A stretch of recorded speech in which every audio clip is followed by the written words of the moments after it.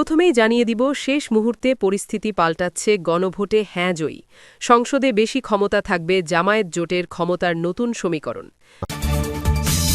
জানিয়ে দিব বিদায় বেড়ালায় শেষ চমক দেখালো ড ইউনূস দেশের রাজনৈতিক অঙ্গনে হঠাৎ তোলপাড় জামায়াতের বাজিমাত ফাঁদে পড়ল বিএনপি এবং সবশেষে দেখবেন বিএনপি কেন্দ্র দখল করে জাল ভোট দিয়ে নির্বাচনে জিতেছে বিস্ফোরক তথ্য দিলেন ব্যারিস্টার রুমিন ফারহানা এতক্ষণ শুনছিলেন সংবাদ শিরোনাম এখন থাকছে বিস্তারিত সংশোধিত জুলাই সনদ কার্যকর করার উদ্দেশ্যে আয়োজিত গণভোটে বিপুল ব্যবধানে হ্যাঁ ভোট বিজয়ী হওয়ায় বাংলাদেশের শাসন কাঠামোতে এক যুগান্তকারী মোড় তৈরি হয়েছে এই ফলাফল কেবল একটি সাংবিধানিক সিদ্ধান্ত নয় বরং এটি ক্ষমতার কাঠামোতে মৌলিক পরিবর্তনের দরজা খুলে দিয়েছে এই গণভোটের মধ্য দিয়ে রাষ্ট্র পরিচালনার কাঠামোয় বড় ধরনের সংস্কারের পথ উন্মুক্ত হয়েছে যার সরাসরি প্রভাব পড়বে জাতীয় সংসদের গঠন ও কার্যক্রমে গণভোটের ফলাফলে দেখা গেছে মোট ভোটের ৬৮.০৮% হ্যাঁ এবং মাত্র ৩১.৯২% না ভোট পড়েছে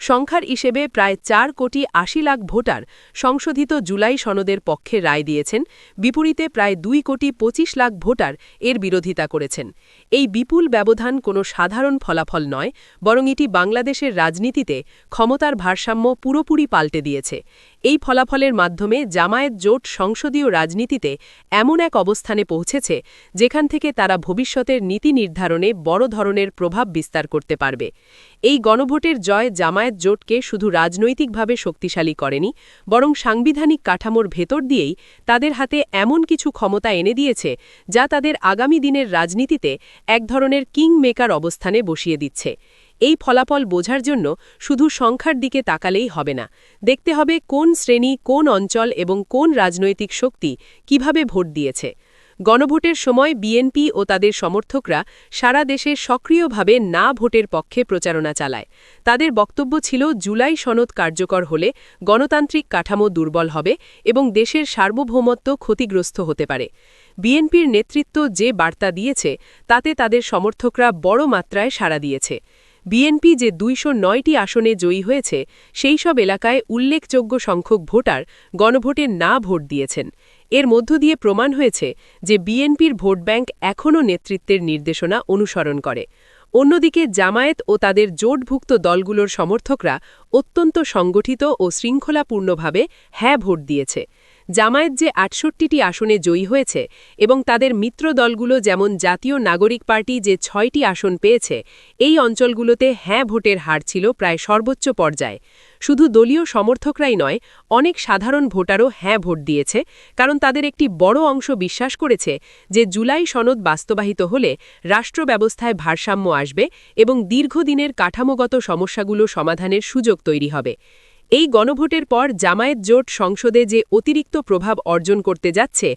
তার মূল কারণ হল জুলাই সনদের কয়েকটি গুরুত্বপূর্ণ ধারা সবচেয়ে বড় পরিবর্তন হল দ্বিকক্ষ বিশিষ্ট সংসদ ব্যবস্থা এই ব্যবস্থায় একটি নিম্ন কক্ষ থাকবে যেখানে সরাসরি জনগণের ভোটে প্রতিনিধি নির্বাচিত হবেন এই কক্ষে বিএনপি ২০৯টি আসনে জয়ী হয়েছে এবং সরকার গঠনের সুযোগ পেয়েছে কিন্তু উচ্চকক্ষ হবে একটি ভিন্নধর্মী কাঠামো যেখানে পেশাজীবী সংগঠন নাগরিক সমাজের প্রতিনিধি সাবেক বিচারক ও বিশেষজ্ঞদের মধ্য থেকে সদস্য নির্বাচিত বা মনোনীত হবেন এই উচ্চকক্ষের ক্ষমতা হবে অত্যন্ত গুরুত্বপূর্ণ কোনো গুরুত্বপূর্ণ আইন পাশ করতে হলে উভয় কক্ষের সম্মতি প্রয়োজন হবে এবং সংবিধান সংশোধনের ক্ষেত্রেও উচ্চকক্ষের অনুমোদন বাধ্যতামূলক জামায়াত দীর্ঘদিন ধরে আইনজীবী সমিতি চিকিৎসক সমিতি প্রকৌশল সংগঠন শিক্ষক সমিতি ও ব্যবসায়ী সংগঠনে শক্ত অবস্থান তৈরি করেছে ফলে উচ্চকক্ষ গঠনের সময় এসব সংগঠন থেকে আসা প্রতিনিধির একটি বড় অংশ জামায়াতপন্থী হবে এর মাধ্যমে তারা উচ্চকক্ষে কার্যত প্রভাবশালী অবস্থান নিশ্চিত করতে পারবে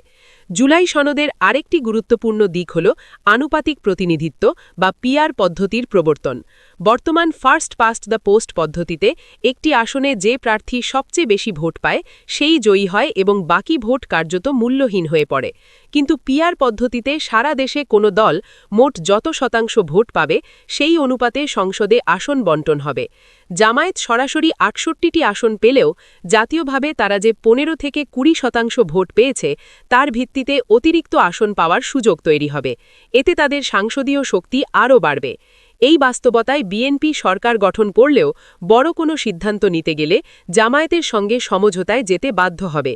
উচ্চকক্ষে জামায়াতের প্রভাব এবং পিআর পদ্ধতিতে তাদের অতিরিক্ত আসনের কারণে বিএনপি এককভাবে রাষ্ট্র পরিচালনার ক্ষমতা ধরে রাখতে পারবে না। স্পিকার পদ নিয়েও জামায়াত জোট শক্ত অবস্থানে থাকবে। জুলাই সনদ অনুযায়ী স্পিকার নির্বাচনে উচ্চকক্ষের সম্মতির প্রয়োজন হবে। যেহেতু উচ্চকক্ষে জামায়াতের প্রভাব থাকবে, তারা চাইলে স্পিকার পদ নিজেদের জোটের জন্য শর্ত হিসেবে দিতে পারে। সংসদের কার্যক্রম পরিচালনায় স্পিকারের ভূমিকা অত্যন্ত গুরুত্বপূর্ণ হওয়ায় এটি জামায়াতের প্রভাব বহুগুণ বাড়াবে। জুলাই সনদে তত্ত্বাবধায়ক সরকার ব্যবস্থার পুনর্প্রবর্তনের বিধান জামায়াতের দীর্ঘদিনের দাবির সঙ্গে সঙ্গতিপূর্ণ। ভবিষ্যতের নির্বাচন তত্ত্বাবধায়ক সরকারের অধীনে হলে মাঠের রাজনীতিতে সমতা আসবে এবং সংগঠিত দল হিসেবে জামায়াত আরও সুবিধা পাবে। পাশাপাশি স্থানীয় সরকার শক্তিশালী করার বিধান জামায়াতের তৃণমূল ভিত্তিক সংগঠনকে আরও কার্যকর করে তুলবে। এই প্রেক্ষাপটে এখন বিএনপি বুঝতে পারছে যে গণভোটে না ভোটের পক্ষে অবস্থান নিয়ে তারা কৌশলগত ভুল করেছে। তারা যদি হ্যাঁ ভোটের পক্ষে সমর্থন দিত, তাহলে সংসদে একক কর্তৃত্ব বজায় রাখা তাদের জন্য সহজ হতো। কিন্তু সেই সুযোগ হাতছাড়া হয়ে গেছে।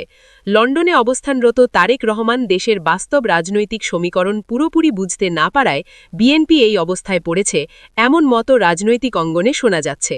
অন্যদিকে জামায়াতের আমির ড. শফিকুর রহমান জুলাই সনদের প্রতিটি ধারা কৌশলগতভাবে বিশ্লেষণ করে হ্যাঁ ভোটের পক্ষে অবস্থান নিয়েছিলেন।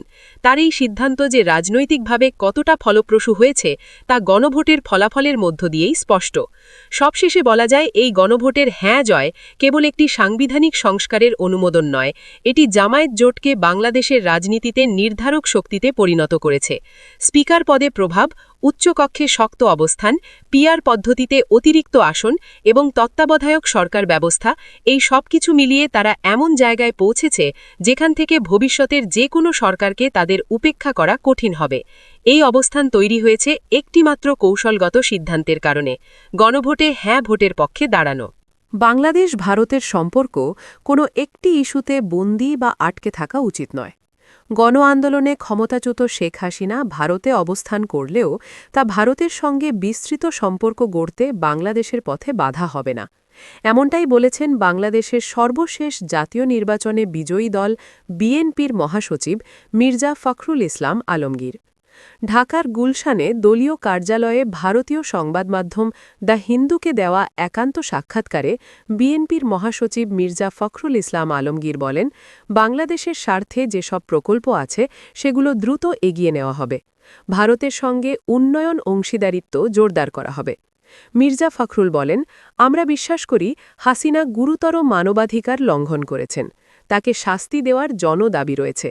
আমরা মনে করি তাকে আমাদের কাছে হস্তান্তর করা উচিত ভারতের। কিন্তু ভারত যদি শেখ হাসিনাকে বাংলাদেশে না দেয়, তবু তা বাণিজ্য ও বাণিজ্যিক সম্পর্কসহ বিস্তৃত সম্পর্ক গড়ার ক্ষেত্রে বাধা হবে না। আমরা আরও ভালো সম্পর্ক গড়তে চাই। তিনি জোর দিয়ে বলেন, ভারত বাংলাদেশের বৃহত্তর সম্পর্ক একটিমাত্র ইস্যুতে বন্দী থাকা উচিত নয়। অন্তর্বর্তী সরকারের আমলে বাংলাদেশ বারবার ভারতের কাছে শেখ হাসিনা ও ২০২৪ সালের গণ অভ্যুত্থানের পর পালিয়ে যাওয়া আওয়ামী লীগের কয়েকজন জ্যেষ্ঠ নেতাকে ফেরত দেওয়ার আহ্বান জানিয়েছে। কিন্তু গত ১৭ মাসে ভারত এসব অনুরোধের কোনো জবাব দেয়নি। মির্জা ফখরুল বলেন, হাসিনা ও তার মন্ত্রিসভা ও আমলাদের বিরুদ্ধে হত্যাকাণ্ড ও অপরাধমূলক কর্মকাণ্ডের অভিযোগ রয়েছে। তাদের বিরুদ্ধে আইনি প্রক্রিয়া চলছে এবং তা চলবে।